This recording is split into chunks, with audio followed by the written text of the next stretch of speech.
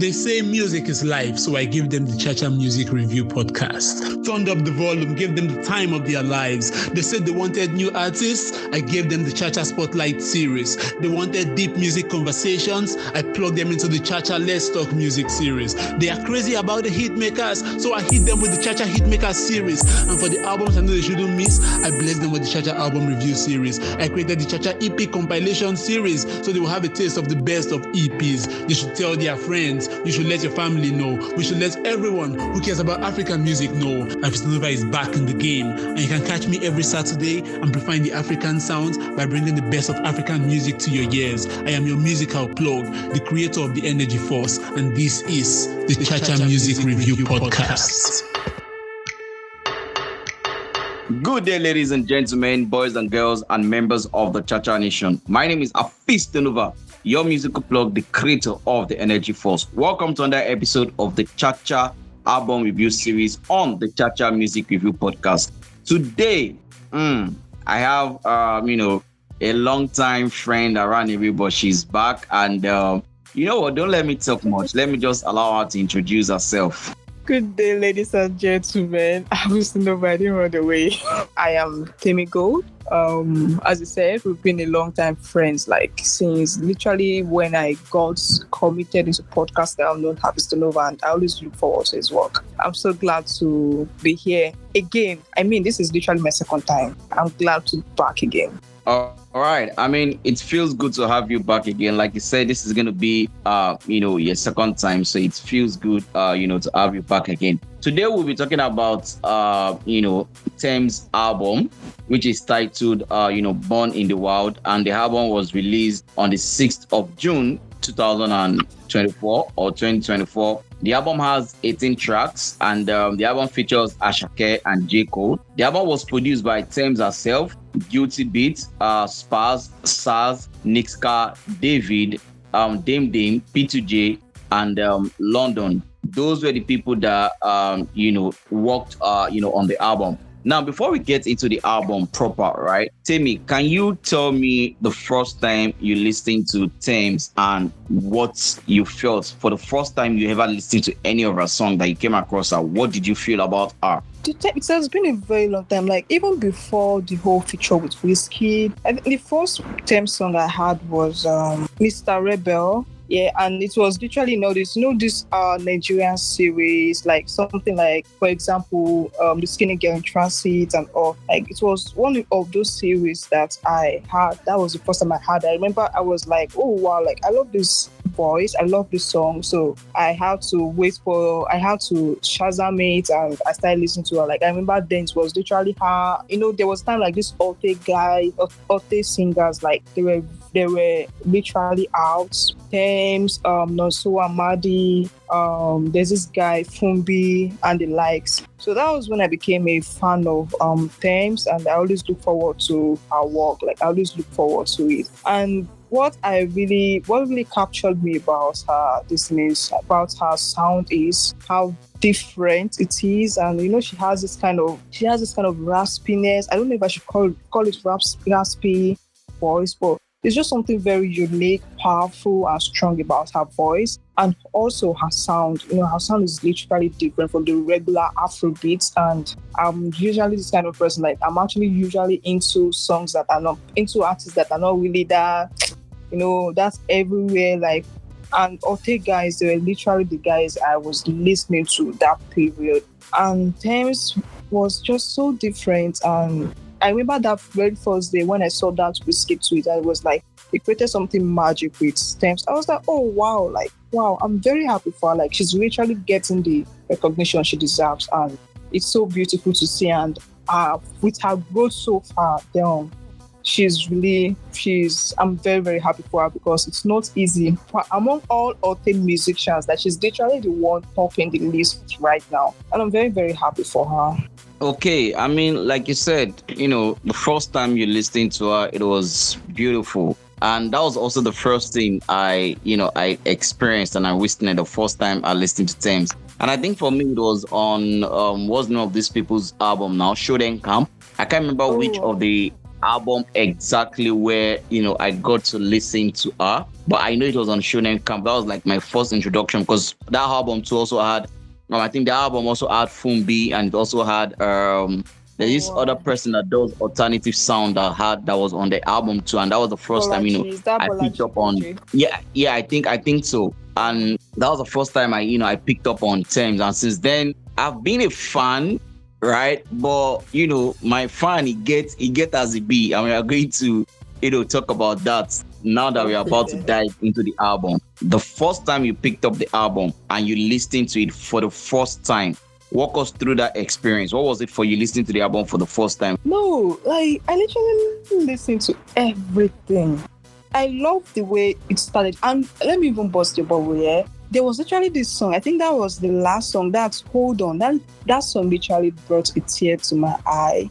And like it was, the message in the song was very powerful. Of course, when I saw the track list, the one with J.Cole, I was like, oh wow. I mean, when she released it on Instagram, I was like, hey, J.Cole, I know what J.Cole does on songs. On the one he did with Summer Walker, the one he did with Ari Lennox, the one he did with Nicki Minaj. I'm like, hey, J.Cole, this is definitely going to be a hit, even before I even heard the song. From the beginning of the song, I always love whenever her mom tells stories. Tems' mom, she's very good at telling stories. So the interlude and everything, and there was literally one, like, I was like, okay, Tems, I see you. Okay, I don't know you move like this.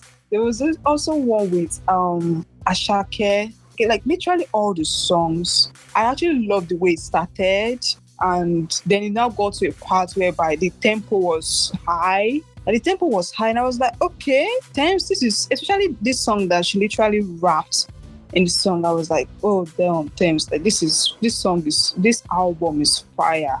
This album is fire.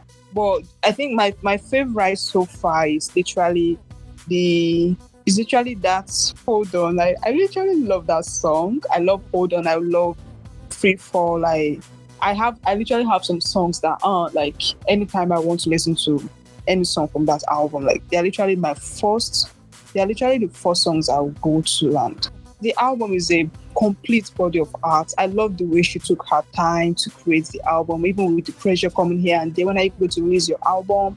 It's really worth the wait it is. And with artists like Tems, I know with how she has always been moving with her career, she's not someone that will release songs regularly.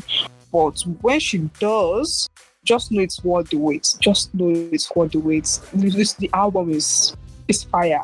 It's fire. Although they are not my go-to based on what is it called?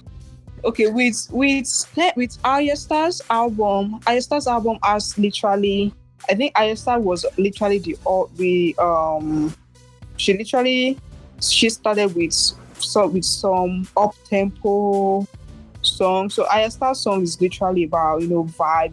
Of course, Arya has strong lyrics. She does. I love her storytelling. I love the way she does this, the way she creates images whenever she's writing. I love it so much. But then Tems, I would literally say Tems is, I remember when I first listened to that album, I said, Tems literally makes songs for girls like me. I felt myself in that her album. Most especially when you got to the end of that, album, the Hold On track, I felt that, this I am literally a Tems girl. I've always been a Tems girl, and that album literally confirmed it, that Tems makes songs for girls like me. Now that you even mentioned Arya Star, I think what is going to happen is this. I'm going to probably invite you back so we can also talk about, Arya Star's, album, right? She also dropped an album the year I turned 21. Yeah. So we are going to do that probably on another episode. But let's stick to Tems, right? Now you spoke about, I said, tell me about the first experience you had listening to the album, and you just went on, and that was just to show you, or that's not to show how much you really enjoyed the album. You even went as far as dropping your favorite songs on the album and all of that.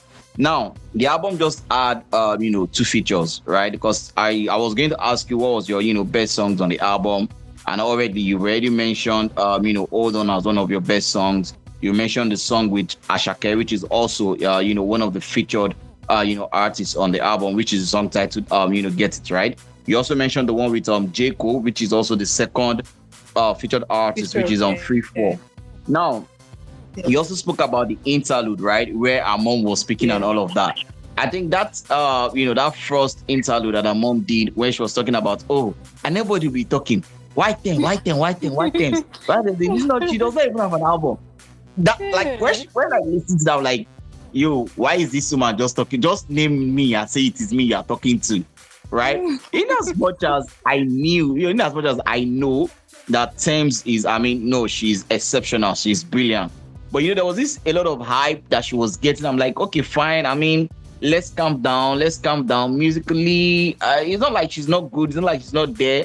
But you compare to the likes of Arya Star, as at that time, Arya Star has done a lot, put out a lot of music, and all of that. So it's not like I'm saying she's not good, but let's tone down, the hype and the tone a little bit. But then hearing her mom saying all of that, like, it's not literally a hype. It's not a hype. I need to let you know that it's not a hype. Yeah, like I said, I get it, right? It's not a hype, but for me, I just felt like, okay, you know what? Let's hear her drop an album, and then let's now, because you can always get it right with one or two singles, one or two features, and it's always kind of cool, right? But then let's hear you put out a body of work, and let's see, okay, fine, this is what you have to offer. And then when I saw the body of work, I'm like, wow. The first thing that came to my mind, and this is one of the things I want to ask you whether you felt when we were listening to the album. When I listened to the album for the first time, and I was able to listen to the album all through, because I didn't even want anything to distract me, so I waited till when I had the chance to listen to the album all through. And then after listening to the album, I said, please, nobody should call Tems an Afrobeat artist. Yes, I don't know what you call her, but definitely not put her in Afrobeat, because she's not. Do you feel that way about her on this album? Yes. I feel she's not, like, literally from her first song that I listened to, from Mr. Rebel to Try Me to I think those were literally just Luku Luku Baby. Yes, that's Luku Luku. You can tell, like, this is not our regular Afrobeat musicians. Like, I don't even categorize her this thing. I feel she has this Afro soul genre. She has this neo soul, and I also love how she also has this this Jamaican kind of sound in her songs, even from her accent sometimes. I don't know if I'm the only one that noticed that. She's not an Afrobeat musician. She's not. But Africa, like, any sound that comes from Africa is Afrobeat. And even we ourselves, it's not just the Western cultures that do that to us. We also do it to ourselves. Any musician that people are already hearing his or her name on the streets, the person is automatically an Afrobeat musician, which is not for everybody. Tems is not an Afrobeat musician. She's not. I think that's a conversation that we are not ready to have yet about labeling every sound that comes out of Nigeria, Afrobeat, right? It's a conversation we are not ready to have. But let's talk about the production of the album. And I think one thing that really stood out for me on the production of the album, if there's anything I really love most about this album, aside from the fact that the songwriting was so spectacular, Tems carefully, this is going to be a debut album, and she carefully crafted and picked the songs on the album. Another thing that stood out for me on the album has to be the production of the album. I've mentioned the people that worked on the album, but it's not even about all these other great producers, people like Spax, people like Sarz, people like P2G and London. It wasn't about them. It's the fact that I think more than, if not more, but let's say half of the song where Tems also had to add production credit on half of the song. Yeah. And that just, shows how much of a talent, she is, and how much of a talent she has. So I'm going to ask you this. Which song on the album would you say was your best produced song? I'll say Gangsta. Wickedest. Yes, Wickedest is also, like, that song is fire.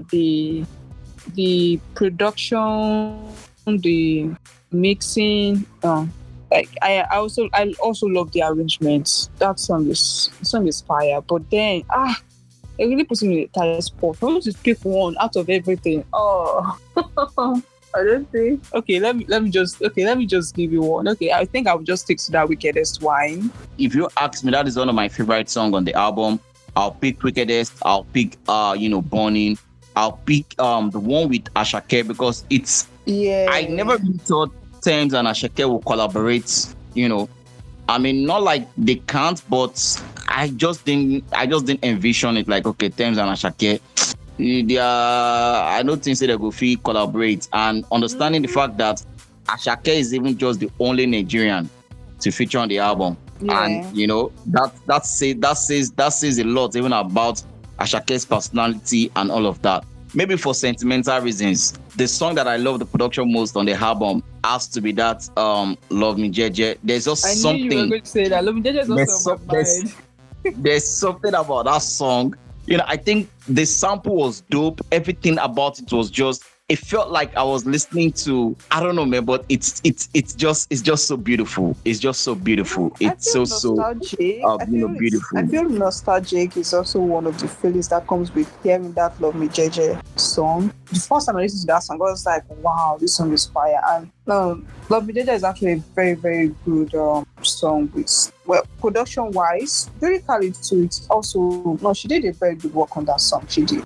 So now we have 18 songs on this album, and I know the answer to this question, but making it like you say, I don't just ask, make I still ask. You mentioned all your favorite songs on the album.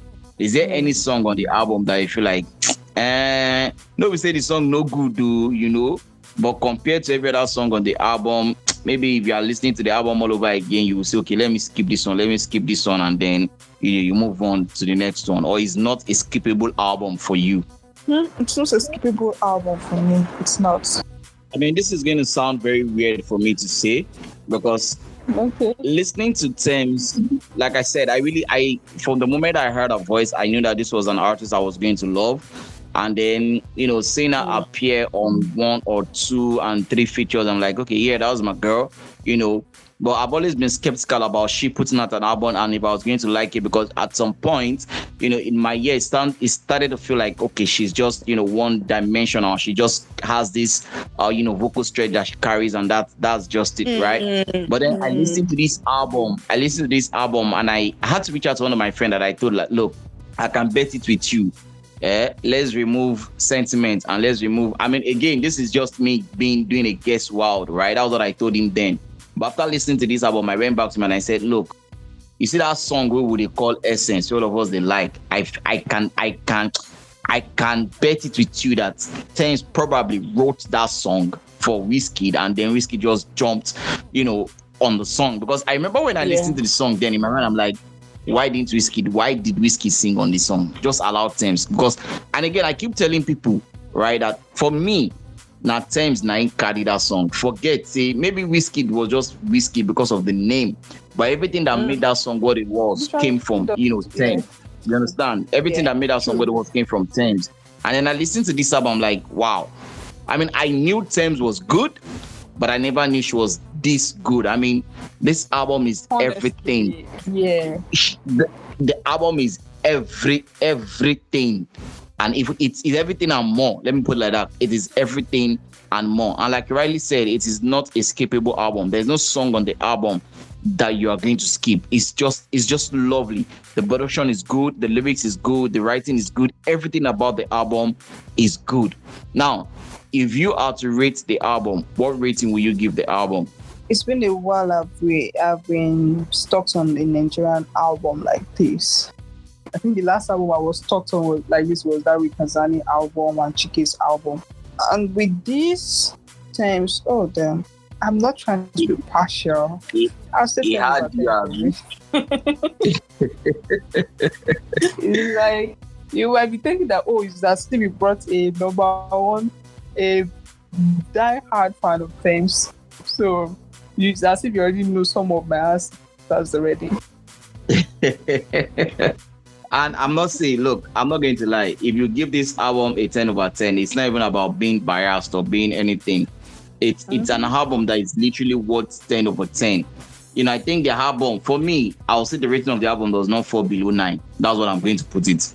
Whether I give it a 9, whether I give it a 10, it doesn't fall below, a line. Yes. It is a very, very beautiful album. And the beautiful thing is when I listened to this album, I told myself, I said, oh shit, here goes another Grammy for Tems.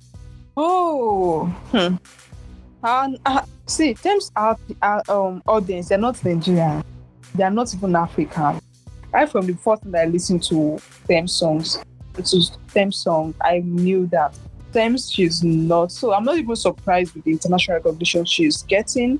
I mean, look, we can spend the whole day talking about this album, to be honest, because it is a beautiful album. That's, the honest truth. But then again, she has said, the album is going to be a 10 for her. And me, like I rightly said, the album is nothing but, it doesn't fall below a 9. So whether it's a 9, whether it's a 10, you have to give it to the album. If you've not listened to the album, right, just go and listen to the album. It is available on all streaming platforms. This is an album that you should definitely listen to. And on that note, ladies and gentlemen, boys and girls, and members of the Chacha Nation, we have come to the end of another episode of the Chacha album review series on the Chacha Music Review Podcast with your one and only Artiste. So I come here with another episode. Remember, when the pressure is getting worse, take a break and take good care of your mental health. It is very, very serious. Peace out. Cha-cha time, 2 time for the Cha-cha gang. Give me the Cha-cha gang. Rockin' with the best, the Cha-cha gang. Give me the Cha-cha gang. Alayela with Cha-cha gang. Give me the Cha-cha gang. What's in my body, Cha-cha gang. Give me the Cha-cha gang. Cha-cha gang. What's in my body?